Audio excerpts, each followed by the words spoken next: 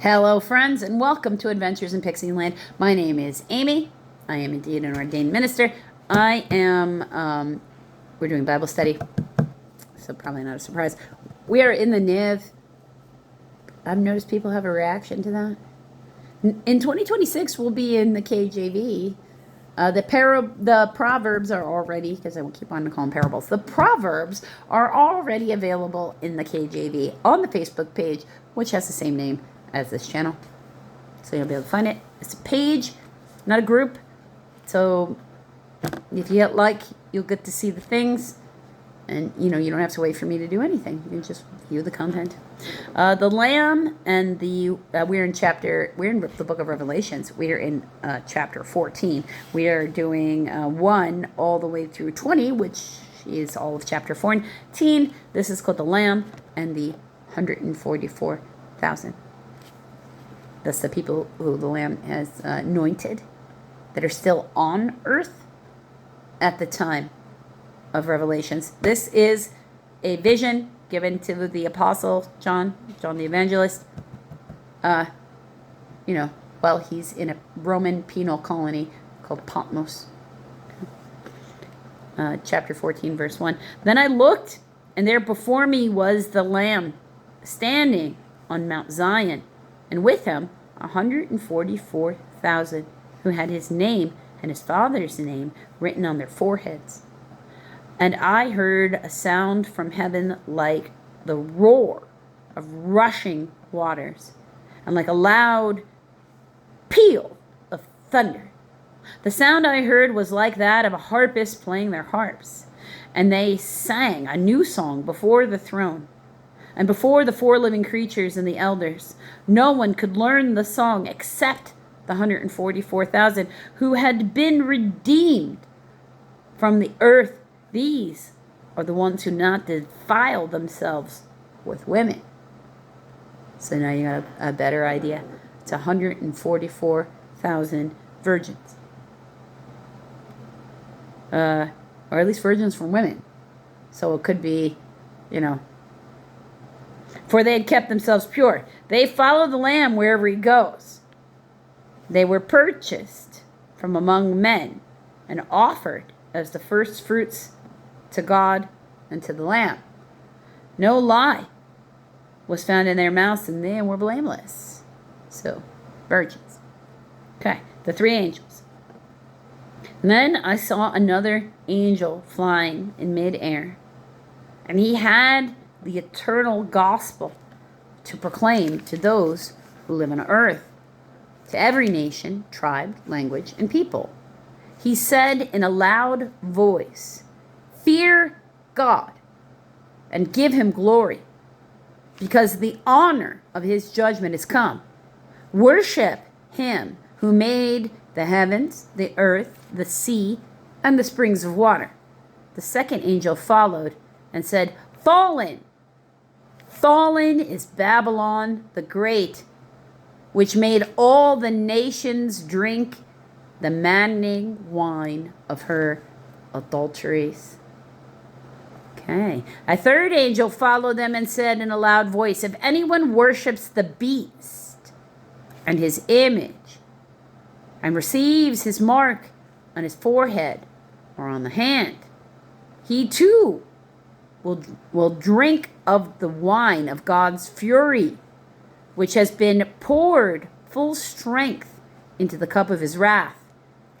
He will be tormented with burning sulfur in the presence of the holy angels and the Lamb.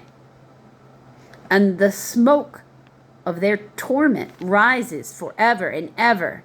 There is no rest, day or night, for those who worship the beast and his image, or for anyone who receives the mark of his name. This calls for patient endurance on the part of the saints who obey God's commandments and remain faithful to Jesus.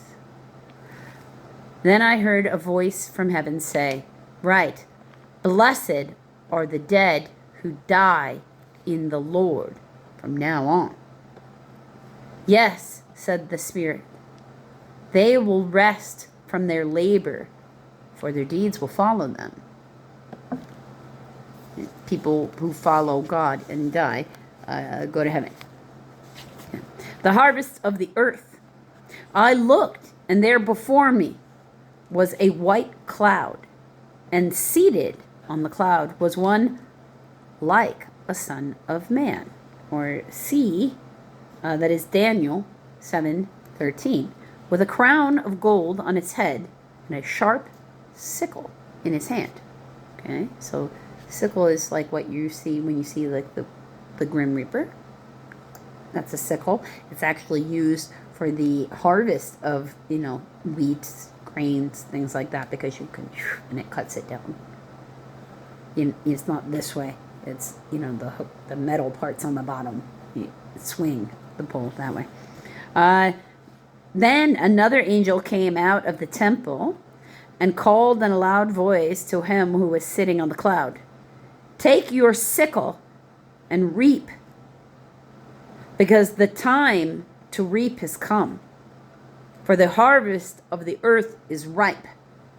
So he who was seated on the cloud swung his sickle over the earth, and the earth was harvested. Another angel came out of the temple in heaven, and he too had a sharp sickle. Still another angel, who had charge of the fire, came from the altar and called in a loud voice to him who had the sharp sickle, "Take your sharp sickle and gather the clusters of grapes from the earth's vine, because its grapes are ripe." The angel swung his sickle on the earth and gathered the grapes and threw them into the great winepress of God's wrath.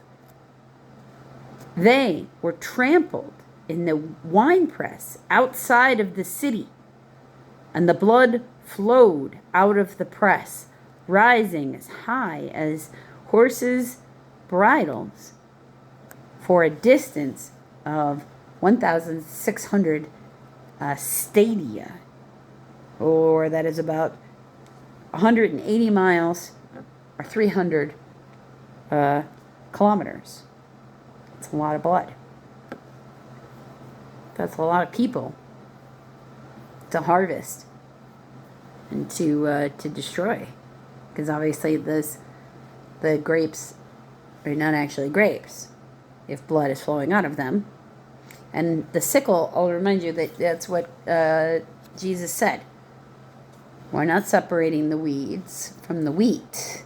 We're going to cut it all down and sort it out up there. Who comes, who stays. That's what, a miller does. He separates the wheat from the chaff. Right? That's the flour at the top that you actually get to use for the making of flour like we eat in bread, as opposed to the stalk that the wheat is going on, that's just of no use. It's only useful while the plant is growing. After you've harvested, you don't really have a function for this. So, the chaff. Let's keep that in mind when we're going about the world today. That we can only reap what we sow. So how you get sorted in the end is going to depend on how you live your daily life, and not some one big action is going to save you from everything else. He's going to take everybody all at once. It's not like there are going to be people who don't die in the process. So there's that too.